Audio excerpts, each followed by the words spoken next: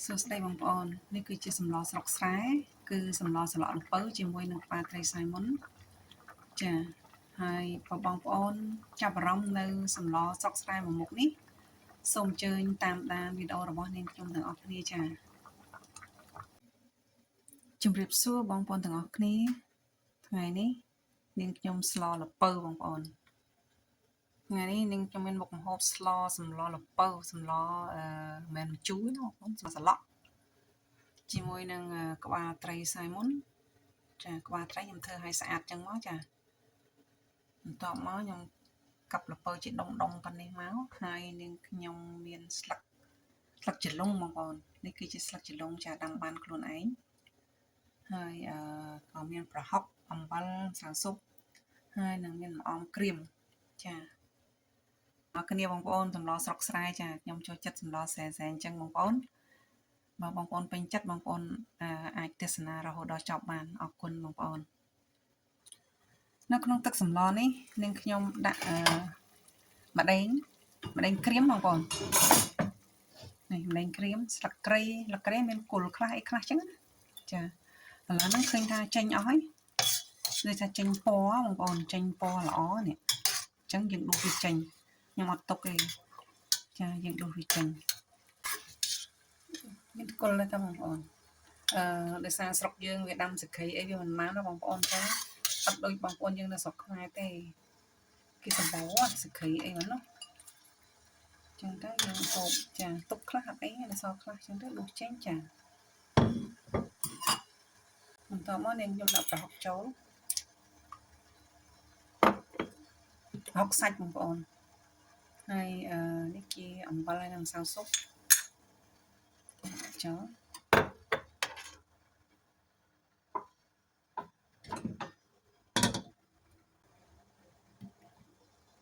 ចាទឹកពុះល្អហើយអញ្ចឹងនាងខ្ញុំដាក់ត្រីចូលមកត្រីនាងធ្វើឲ្យស្អាតអញ្ចឹងណាបងប្អូនបន្ទាប់ពីដាក់ត្រីចូលហើយនាងខ្ញុំអត់ក្របទេណាបងប្អូនណាបងប្អូនកុំក្របកុំហូបទុកឲ្យវាពុះខ្លួនវាហ្មងកាលណាបងប្អូនក្របវាទៅគឺវាឆ្អាបត្រីចឹងតែត្រីនេះអត់ឆ្អាបទេប៉ុន្តែយើងប្រយ័ត្នការពារចឹងណាបងប្អូនស្លត្រីអីផ្សេងទៀត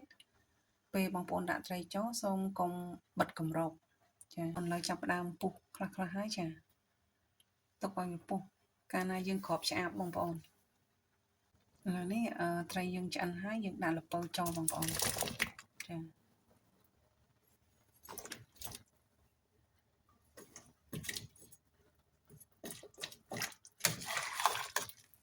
ដាក់ល្ពៅចូលទៅដាក់ល្ពៅចូលហើយចាំយើងក្រប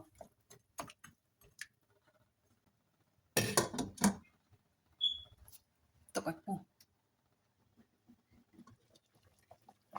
មកយើងពុះនឹងខ្សោយបងប្អូនយើងដួសកាកលើនោះចេញទៅព្រោះអីវាមិនល្អប៉ុន្តែសិនតែខ្លាញ់ត្រីបងប្អូនតែយើងអត់ទេខ្ញុំដួសចោលព្រោះខ្មៅចា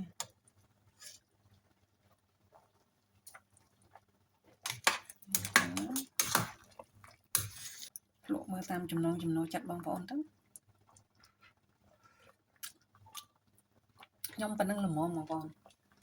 អត់មានថែមគ្រឿងក្រូអីទៀតទេចាប៉ុណ្ណឹងល្មម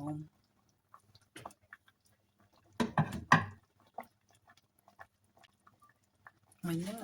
ព្រោះសាខ្ញុំគាត់ទៅបេះស្លឹកម្ទេសបានមួយដៃហ្នឹងបងប្អូនដាក់ស្លឹកម្ទេសទៅស្លឹកម្ទេសខ្លះហើយទឹកស្លឹកជីឡុងឃើញថាស្លឹកជីឡុងតិចពេកអញ្ចឹងណាស្លឹកជីឡុងតិចពេកអំប្លេងខ្ញុំទៅបេះស្លឹកម្ទេសបានមួយដៃទៀតស្លត្រូវដូចគ្នាបងប្អូនចាប៉ុណ្ណឹងជាការស្រេចហ្នឹងបងប្អូន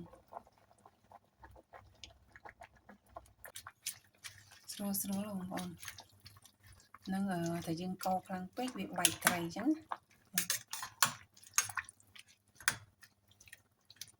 ឃើញស្លឹកចលុងតិចស្លឹកដល់ពេលវាញាប់ទៅបន្តិចមួយហ្នឹងបងប្អូនមានអីច្រើនចាច្រើនឥឡូវល្ពៅក៏តិចទៅច្រើនតែត្រីដែរតែយើងច្រើនតិចដែរ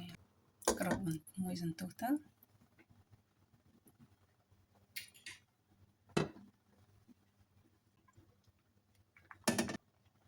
ខ្ញុំដាក់ម្អមក្រៀមចូលបងប្អូនហើយម្អមក្រៀមហ្នឹងខ្ញុំ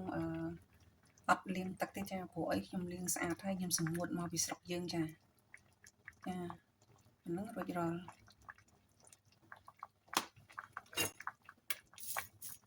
សម្លល្ពៅយើងដល់ទីបញ្ចប់ហើយបងប្អូនចា